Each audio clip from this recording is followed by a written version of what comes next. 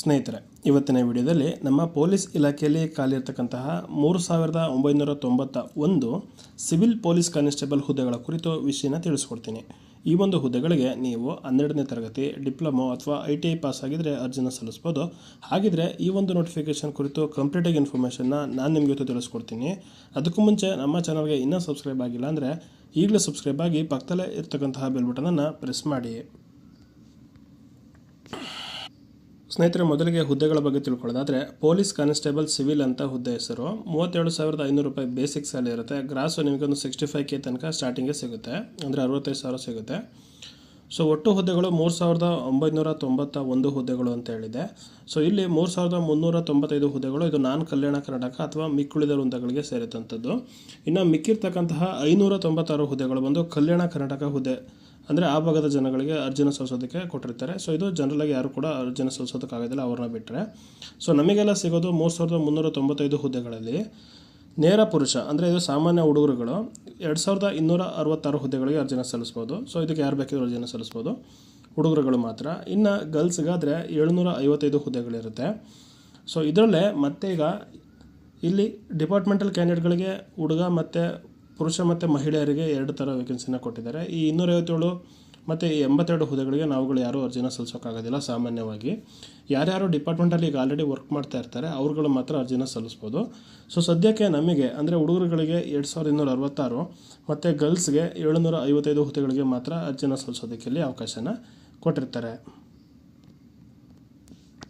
ಅದಾದರೆ ನೀವುಗಳೇನಾದರೂ PUC ಅಥವಾ ಅದಕ್ಕೆ ಈಕ್ವಲೆಂಟಾಗಿ ಯಾವುದಾದ್ರು 12th ಸ್ಟ್ಯಾಂಡರ್ಡ್ ಮಾಡಿದರೆ ಅರ್ಜಿನ ಡೈರೆಕ್ಟಾಗಿ ಸಲ್ಲಿಸ್ಬೋದು. ನಿಮ್ಗೆ ಯಾವುದೇ ರೀತಿ ಗೊಂದಲ ಇರೋದಿಲ್ಲ. ಸೊ ನಿಮ್ಗೆ ಯಾವುದೇ ರೀತಿ ಪ್ರಾಬ್ಲಮ್ಮು ಇಲ್ಲ, ನೀವು ಡೈರೆಕ್ಟಾಗಿ ಅರ್ಜಿನ ಸಲ್ಲಿಸಿ. PUC ಮಾಡೋರಿಗೆ ಯಾವುದೇ ರೀತಿ ಪ್ರಾಬ್ಲಮ್ ಇಲ್ಲ. ಸೊ ಇನ್ ಕೇಸ್ ನೀವೇನಾದರೂ ಡಿಪ್ಲೊಮಾ ಮಾಡಿದರೂ ಕೂಡ ನೀವು 3 years ಆಫ್ ಡಿಪ್ಲೊಮಾ ಮಾಡಿದರೆ ನೀವು ಕೂಡ ಯಾವುದೇ ರೀತಿ ಗೊಂದಲ ಇಲ್ಲದೇ ಅರ್ಜಿನ ಸಲ್ಲಿಸ್ಬೋದು.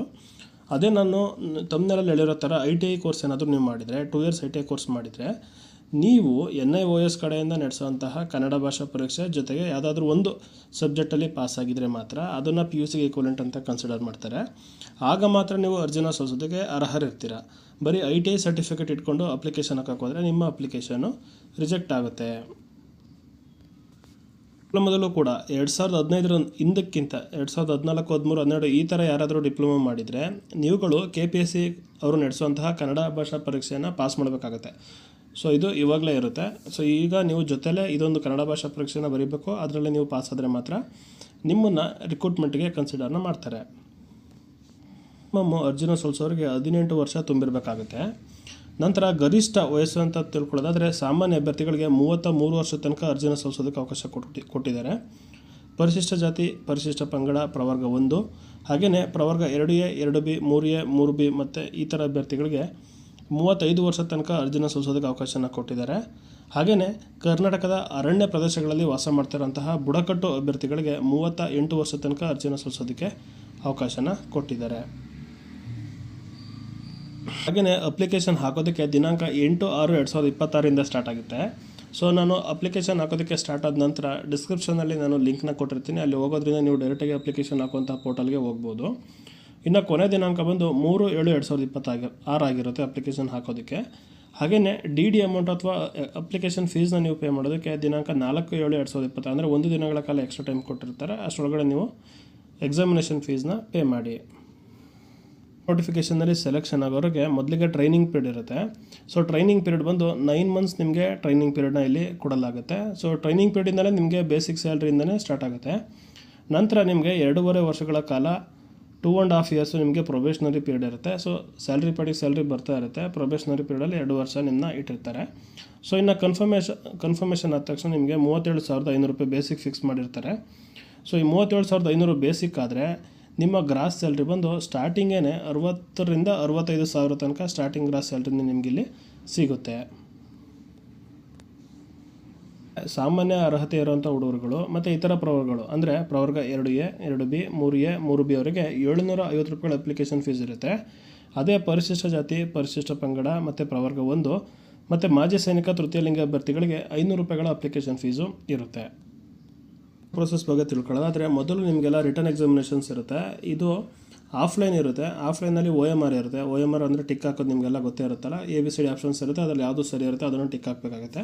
ಇನ್ ಕೇಸ್ ನೀವು ತಪ್ಪು ಉತ್ತರಕ್ಕೆ ಟಿಕ್ ಹಾಕಿದರೆ ನಿಮ್ಮದು 0.25 ನೆಗೆಟಿವ್ ಸ್ಕೋರು ಇಲ್ಲಿ ಇಟ್ಟಿರ್ತಾರೆ. ಹಾಗೆಯೇ ಎಕ್ಸಾಮಿನೇಷನು ಇಲ್ಲಿ 100 ಮಾರ್ಕ್ಸ್ಗೆ ನಡೆಯುತ್ತೆ. 100 ಕ್ವಶನ್ಸ್ಗಳಿರುತ್ತೆ, 100 ಮಾರ್ಕ್ಸ್ಗೆ ನಡೆಯುತ್ತೆ. ನಿಮ್ಮ ಹತ್ರ ನಿಮಗೆ ಕೇವಲ 90 ನಿಮಿಷಗಳ ಕಾಲ ಟೈಮು ಮಾತ್ರ ಇರುತ್ತೆ. ಸೊ ಇಲ್ಲಿ ಲಿಖಿತ ಪರೀಕ್ಷೆ ಬಂದ್ಬಿಟ್ಟು ಸಾಮಾನ್ಯ ಜ್ಞಾನ, ವಿಜ್ಞಾನ ಮತ್ತು ಭೂಗೋಳ, ಇತಿಹಾಸ, ಭಾರತದ ಸಂವಿಧಾನ, ರಾಷ್ಟ್ರೀಯ ಸ್ವಾತಂತ್ರ್ಯ ಚಳವಳಿ, ಮಾನಸಿಕ ಸಾಮರ್ಥ್ಯ, ಹಾಗೆಯೇ ನೈತಿಕ ಶಿಕ್ಷಣ, ಇದಕ್ಕೆ ಸಂಬಂಧಪಟ್ಟಂತೆ 100 ಪ್ರಶ್ನೆಗಳು ಇರುತ್ತೆ. ಸೊ ಎಕ್ಸಾಮಿನೇಷನ್ ಟೈಮು ಬಂದ್ಬಿಟ್ಟು ದಿನಾಂಕ ಆಗಸ್ಟ್ 2/8/2026 ಇರುತ್ತೆ. ಬೆಳಗ್ಗೆ 10:30 12 ಗಂಟೆ ಒಳಗಡೆ ಮಾಡ್ತೀವಿ ಅಂತ ಹೇಳಿದ್ದಾರೆ ಫಸ್ಟ್ ಶಿಫ್ಟಲ್ಲಿ. ಸೊ ಇದೇ ಟೈಮಿಂಗ್ಸು ಫಿಕ್ಸ್ ಆಗ್ಬೋದು ಅಥವಾ ಪೋಸ್ಟ್ಪೋನು ಆಗ್ಬೋದು, ಅದನ್ನು ನಾವು ಹೇಳಕ್ಕೆ ಬರೋದಿಲ್ಲ. ಸೊ ನೀವು ಹಿಂದಿನಿಂದನೇ ಇದೇ ಟೈಮಿಗೆ ಎಕ್ಸಾಮ್ ನಡೀತೆ ಅಂತ ನೀವು ಎಕ್ಸಾಮಿನೇಷನ್ಗೆ ಪ್ರಿಪೇರ್ ಆಗಿ. ಇನ್ನು ಕಡ್ಡಾಯ ಕನ್ನಡ ಪರೀಕ್ಷೆನ ಯಾವ ಡೇಟು ಅಂತ ಹೇಳಿಲ್ಲ, ಅದು ಕೂಡ ಇರುತ್ತೆ. ಫಿಸಿಕಲ್ ಸ್ಟ್ಯಾಂಡರ್ಡ್ ಟೆಸ್ಟ್ ಅಂತ. ಸೊ ರಿಟರ್ನ್ ಎಕ್ಸಾಮಿನೇಷನಲ್ಲಿ 1:5ನಲ್ಲಿ ಯಾರ್ಯಾರು ಜಾಸ್ತಿ ಸ್ಕೋರ್ ಮಾಡಿರ್ತಾರೋ ಅವ್ರನ್ನ ಕನ್ಸಿಡರ್ ಮಾಡಿಕೊಂಡು ಇವ್ರುಗಳಿಗೆ ಫಿಸಿಕಲ್ ಸ್ಟ್ಯಾಂಡರ್ಡ್ ಟೆಸ್ಟ್ನ ಮಾಡ್ತಾರೆ. ಏನಂದರೆ ಇಲ್ಲಿ ಪುರುಷ ಮತ್ತು ಮಾಜಿ ಸೈನಿಕ ಅಭ್ಯರ್ಥಿಗಳಿಗೆ ಕನಿಷ್ಠ 168 ಸೆಂಟಿಮೀಟರ್ ಹೈಟ್ ಇರಬೇಕು. ಎದೆಯ ಸುತ್ತಳತೆ ಬಂದ್ಬಿಟ್ಟು 86 ಸೆಂಟಿಮೀಟರ್ ಇರಬೇಕಾಗತ್ತೆ. ಅದೇ ಮಹಿಳಾ ಕ್ಯಾಂಡಿಡೇಟ್ಗಳಿಗಾದರೆ 157 ಸೆಂಟಿಮೀಟರ್ ಹೈಟ್ ಇರಬೇಕು. ಕನಿಷ್ಠ ತೂಕ ಬಂದು 45 kg ಇರಬೇಕು. ಅದೇ ಥರ ಬುಡಕಟ್ಟು ಜನಾಂಗದ ಹುಡುಗರುಗಳಿಗೆ 155 ಸೆಂಟಿಮೀಟರ್ ಹೈಟ್ ಇದ್ದರೆ ಸಾಕು. ಇನ್ನು ಎದೆ ಸುತ್ತಳತೆ ಬಂದ್ಬಿಟ್ಟು 75 ಸೆಂಟಿಮೀಟರ್ ಇದ್ದರೆ ಸಾಕು. ಸೊ ಹಿಗ್ಗಿಸಿದಾಗ 5 ಸೆಂಟಿಮೀಟರ್ ಇನ್ಕ್ರೀಸ್ ಆಗಲೇಬೇಕಾಗುತ್ತೆ. ಅದೇ ರೀತಿ ಅರಣ್ಯ ಪ್ರದೇಶಗಳಲ್ಲಿ ವಾಸ ಮಾಡ್ತಿರೋಂತಹ ಮಹಿಳಾ ಅಭ್ಯರ್ಥಿಗಳಿಗೆ 150 ಸೆಂಟಿಮೀಟರ್ ಎತ್ತರ ಮಿನಿಮಮ್ ಇರಬೇಕಾಗತ್ತೆ.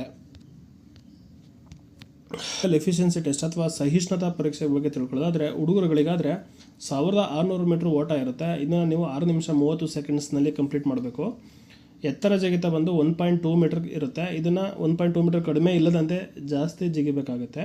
ಹಾಗೆಯೇ ಉದ್ದ ಜಿಗಿತ 3.8 ಮೀಟರ್ಗಳಿಗೆ ಕಡಿಮೆ ಇಲ್ಲದಂತೆ ನೀವು ಜಿಗಿಬೇಕಾಗುತ್ತೆ. ಸೊ ಎರಡಕ್ಕೂ ಕೂಡ 3 ಚಾನ್ಸ್ನ ನಿಮಗೆ ಕೊಡಲಾಗುತ್ತೆ. ಹಾಗೆಯೇ ಗುಂಡು ಎಸೆತ 7.26 kg ಇರುತ್ತೆ ಆ ಗುಂಡಿನ ತೂಕ. ಅದನ್ನು ನೀವು 5.6 ಮೀಟರ್ಗಿಂತ ಕಡಿಮೆ ಇಲ್ಲದಂತೆ ಅದಕ್ಕಿಂತ ಮುಂದೆ ಅಂದರೆ ಜಾಸ್ತಿ ಎಸಿಬೇಕು. ಇದಕ್ಕೂ ಕೂಡ 3 ಚಾನ್ಸಸ್ ಇರುತ್ತೆ. ಮತ್ತು ತೃತೀಯ ಲಿಂಗ ಅಭ್ಯರ್ಥಿಗಳಿಗೆ ಹಾಗೆ ಮಾಜಿ ಸೈನಿಕರಿಗೆ 400 ಮೀಟರ್ ಓಟ ಇರುತ್ತೆ. 2 ನಿಮಿಷಕ್ಕಿಂತ ಒಳಗಡೆನೇ ಓಡಬೇಕು. ನೀವು 2 ನಿಮಿಷಕ್ಕಿಂತ ಜಾಸ್ತಿ ಟೈಮ್ ತಗೊಂಡ್ರೆ ನಿಮ್ಮನ್ನು ಅಲ್ಲಿ ಕ್ಯಾನ್ಸಲ್ ಅಥವಾ ಡಿಸ್ಕ್ವಾಲಿಫೈ ಮಾಡ್ತಾರೆ. ಇನ್ನು ಎತ್ತರ ಜಿಗಿತ ಬಂದು 0.9 ಮೀಟರ್ಗಿಂತ ಜಾಸ್ತಿ ನೆಗೆಬೇಕು. ಉದ್ದ ಜಿಗಿತ ಬಂದು 2.5 ಮೀಟರ್ಗಿಂತ ಜಾಸ್ತಿ ನೆಗೆಬೇಕು. ಸೊ ಇದಕ್ಕೆ ಎರಡಕ್ಕೂ ಕೂಡ 3 ಅವಕಾಶಗಳು ನಿಮಗೆ ಕೊಟ್ಟಿರ್ತಾರೆ. ಗುಂಡು ಎಸೆತ ಬಂದು 4 kg ಗುಂಡು ಇರುತ್ತೆ. ಇದನ್ನು ನೀವು 3.75 ಮೀಟರ್ಗಿಂತ ಜಾಸ್ತಿ ಎಸಿಬೇಕಾಗುತ್ತೆ. ಇದಕ್ಕೂ ಕೂಡ 3 ಅವಕಾಶನ ಕೊಟ್ಟಿರ್ತಾರೆ. ಆದ ನಂತರ ನಿಮ್ಮನ್ನು ಮೆಡಿಕಲ್ ಟೆಸ್ಟ್ಗೆ ಒಳಪಡಿಸಲಾಗ್ತದೆ. ಸೊ ಸೆಲೆಕ್ಷನ್ ಮಾಡೋದಕ್ಕೂ ಮುಂಚೆ. ಸೊ ರಿಟರ್ನ್ ಆಗಿದ ನಂತರ ಫಿಸಿಕಲ್ ಸ್ಟ್ಯಾಂಡರ್ಡ್ ಟೆಸ್ಟ್ ಇರುತ್ತೆ. ಅದಾದಮೇಲೆ ನಿಮಗೆ ಫಿಸಿಕಲ್ ಎಫಿಷಿಯನ್ಸಿ ಟೆಸ್ಟ್ ಆಗುತ್ತೆ. ಸೊ ಇದಾದ ನಂತರ 1:1 ಲೀಸ್ಟ್ನ ಬಿಡ್ತಾರೆ. ಈ 1:1 ಲೀಸ್ಟ್ ಬಿಟ್ಟ ತಕ್ಷಣವೇ ನಿಮಗೆ ಮೆಡಿಕಲ್ ಟೆಸ್ಟ್ ಇರುತ್ತೆ. ಸೊ ಇದರಲ್ಲಿ ನಿಮಗೆ ಯಾವುದೇ ರೀತಿ ದೊಡ್ಡ ಪ್ರಾಬ್ಲಮ್ಗಳಿಲ್ಲ ಅಂದರೆ ನೀವು ಸೆಲೆಕ್ಷನ್ ಆಗೋದಕ್ಕೆ ಅರ್ಹರಿರ್ತೀರ. ಸೊ ನೀವು ಆವಾಗ ಡ್ಯೂಟಿಗೆ ರಿಪೋರ್ಟ್ ಆಗಬೇಕಾಗತ್ತೆ. ಸ್ನೇಹಿತರೆ, ಕೊನೆಯದಾಗಿ ಇನ್ನೊಂದು ಸರಿ ಹೇಳ್ತೀನಿ, ಅಪ್ಲಿಕೇಶನ್ ಇನ್ನೂ ಸ್ಟಾರ್ಟ್ ಆಗಿಲ್ಲ. ದಿನಾಂಕ 8ನೇ ತಾರೀಕು 6ನೇ ತಿಂಗಳು 2026ಕ್ಕೆ ಸ್ಟಾರ್ಟ್ ಆಗುತ್ತೆ. ಕೊನೆ ದಿನಾಂಕ ಬಂದು 3/7/2026 ಆಗಿರುತ್ತೆ. ಸೊ 1 ತಿಂಗಳು ನಿಮ್ಮ ಹತ್ರ ಟೈಮ್ ಇರುತ್ತೆ. ಅಷ್ಟರೊಳಗಡೆ ನೀವು ಎಲ್ಲ ಡಾಕ್ಯುಮೆಂಟ್ಗಳನ್ನ ರೆಡಿ ಮಾಡಿಕೊಂಡು ಸರಿಯಾಗಿ ಅರ್ಜಿನ ಸಲ್ಲಿಸಿ. ಹರಿಬರಿ ಮಾಡೋಕ್ಕೆ ಹೋಗಬೇಡಿ. ಹಾಗೆಯೇ ಎಕ್ಸಾಮಿನೇಷನ್ ಡೇಟು ಕೂಡ ತುಂಬ ಹತ್ರನೇ ಇದೆ, ಜಾಸ್ತಿ ಟೈಮ್ನೇ ಅವ್ರು ಕೊಟ್ಟಿಲ್ಲ. ಸೊ ಇವತ್ತಿಂದನೇ ಪ್ರಿಪೇರ್ ಆಗಿ ಇವಾಗಿಂದನೇ ಅರ್ಜಿನ ಸಲ್ಲಿಸೋದಕ್ಕೆ ಶುರು ಮಾಡಿ ಅಂತ ಹೇಳ್ತಾ ಸಿಗೋಣ ಮುಂದಿನ ವಿಡಿಯೋದಲ್ಲಿ. ಅಲ್ಲಿ ತನಕ good luck, all the best.